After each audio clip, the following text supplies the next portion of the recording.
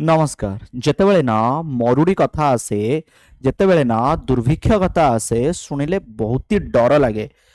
विगत वर्ष मानकरे आमे ना एभलिया बहुत सारा घटना शुणिचु। सबुठारु बड़ एग्जाम्पल 1866-67 मसीहार से नौंक दुर्भिक्ष कथा आपण माने मन पकेबे। जदि वर्षा कम हैला, चाष जमी को पानी न मिलिला, चाषीटीए चाष करि परिला नाही, आमको खाइबाकू मिलिबो नाही। मरुड़ी देखादेव आ लोक माने भोकरे प्राण हरेबे।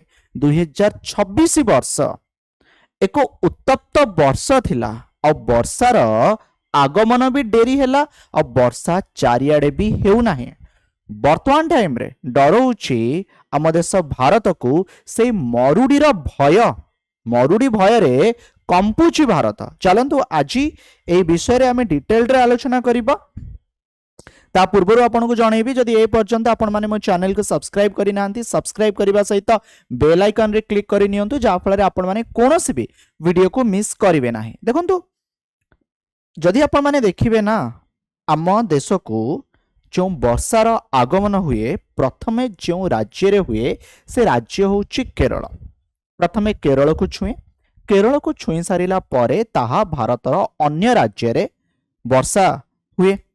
अच्छा, ये जो मौसुमी वायु अच्छी आकु ना आमे साउथ वेस्ट मानसून बोली कही था। केरल रे छुईबा डेरी हैला और महाराष्ट्र आगो को ए पर्यंत यह ठीक से बहु नाही बा आगु को जाई पारु नाही, जहाँ फल रे भारतर विभिन्न राज्य रे वृष्टिपात बा वर्षार परिणाम बहुत कम आपण माने देखिबा को पाइबे। जदि आपन को मु जणेबी जून 2026 सुधा भारत रे मौसुमी वर्षार परिमाण स्वाभाविक ठारू पाखापाखि 35 रु 40% कम रही, जहाँकि एक सुपर एल निनो स्थिति जोगु होईची बोली जो पाणीपाग विज्ञानी माने अछंती से माने आशंका करूछंती। ए सुपर एल निनो विषय रे मु आपनकु आ पूर्वरु गोटे वीडियो माध्यम रे जणाई सारिची। उपरे दिया जाइथिबा आई बटन रे क्लिक करी आपण माने वीडियोटी को देखि परिबे। तेबे जेतले कम वर्षा हेची आर बेसी प्रभाव जदि आपण माने देखिबे मध्य प्रदेश, राजस्थान, छत्तीसगढ़, महाराष्ट्र, केंद्रीय भारतर राज्य गुड़िकरे बेसी असुविधा देखा देउची। जो कथा फ्रेंड्स मु आपन जणाउथली कि दक्षिण पश्चिम मौसुमी वायु जहाँकि आमर मुख्य जलस्रोत ताहा महाराष्ट्र आगु भी बढ़ी पारु नाही। चलित वर्ष 2026 मौसुमीर अग्रगति बहुत ही असमान रही। अनेक अंचल रे स्वाभाविक ठारू कम वर्षा हवा जोगु भारतीय पाणीपाग विज्ञान विभाग जो इंडियन मेट्रोलॉजिकल डिपार्टमेंट रही ता चिंता भी बढ़िबारे लागिछि। मु आपन को जणाउछि 1982 आउ 1987 मसीहा कथा। सेही वर्ष भी सुपर एलनिनोर प्रभाव देखा देइथिला। ई सुपर एलनिनोर प्रभाव विशेष करी आमे खरा दिनरु देखिबा को पाई थाउ। जेतले 1982-87 रे आर प्रभाव देखा देइथिला, वर्षार आगमन को यह रोकी देइथिला, जा फल रे जदि आपण देखिबे सेही वर्ष वर्षार आगमन ठीक होई परिला नाही और मरुड़ी परिस्थिति सृष्टि हेइथिला। अनेक लोकंक मृत्यु हेइथिला, भोकरे कांदी थिला भारत। मु 2009 मसीहा कथा कहूची। मौसुमी केरल रे पहुंची गला, जून फर्स्ट वीक भितर केरल रे पहुंची जाए, किंतु 2 सप्ताह पर्यंत ताहा स्थिर रहिला, माने आगु को बढ़ी परिला नाही। जून मासरे जेतिकी वृष्टिपात हबा कथा सेतिकी हेई परिला नाही। 2009 मसीहा रे भी आमे गोटे खराब मरुड़ी अवस्था देखिबा को पाइथिलु। हुए कौन, वर्षा हबनी, चाष जमी को पानी मिलिबनी, चाषी चाष केमिति करिवो, जा फल रे आम मानकर भोक बा आम मानकु जो खाद्य आम मानकु जो शस्य दरकार ताहा मिलिबो केमिति आपण माने निजे कहंतु। 2026 माने आपण जदि देखिबे लास्ट ईयर को गला उत्तप्त वर्ष, 24 को गला उत्तप्त वर्ष, 23 को गला उत्तप्त वर्ष आ 26 सुपर एलनिनोर प्रभाव इंपैक्ट आमे देखिलु। जून मध्यभाग सुधा वृष्टिपातर नियंट परिमाण 60% अधिक रही सारी, जहाँकि 2009 मसीहा ठारू परठारू सबुठारू दुर्बल आरंभ, माने 2009 स्थिति वर्तमान ठारू यह अनुभव होउछि। साधारणतः मौसुमीर सामग्रिक परिमाण अपेक्षा वृष्टिपातर समय अधिक गुरुत्वपूर्ण होता है।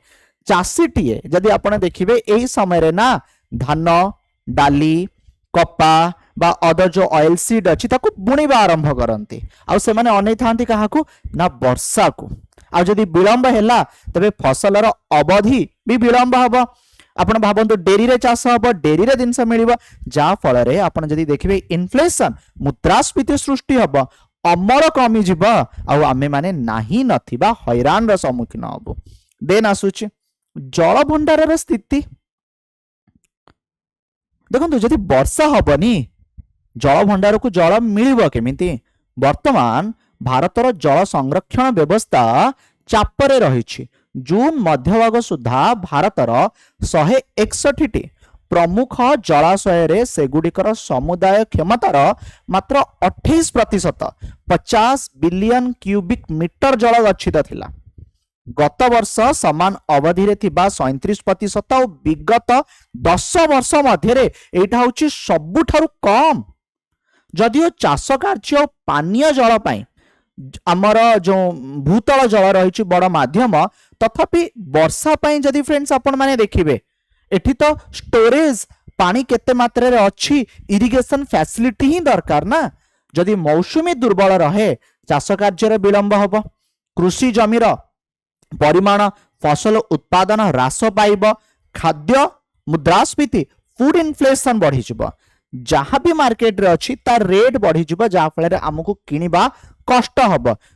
ठीक 2023 मसीहा भली स्थिति उपजी पारे जेतले आपनकर जदि मने थिबो पियाज उत्पादन बहुत मात्रा रे कम हो जाइतला और पियाज रो रेट बहुत अधिक बढ़ी जाइतला। सरकार से समय रे किछि निर्दिष्ट किस्मर चाउल उपरे भी कटकणा लगे देले कि बाहर को जाई परिबो नाही। अच्छा तापरे आउ कौन सब प्रभाव आमे देखिबा को पाइलु ईरान संकटर प्रभाव जेतेबेले यूएस ईरान लड़ई है आपण माने भाबंतु ना आम पाखु गैस ठीक से पहुंच पारिला नाही, आम पाखु पेट्रोल डीजल ठीक से पहुंच पाइला नाही। ए असुविधार सम्मुखीन प्राय प्रति भारतीय होइचंती।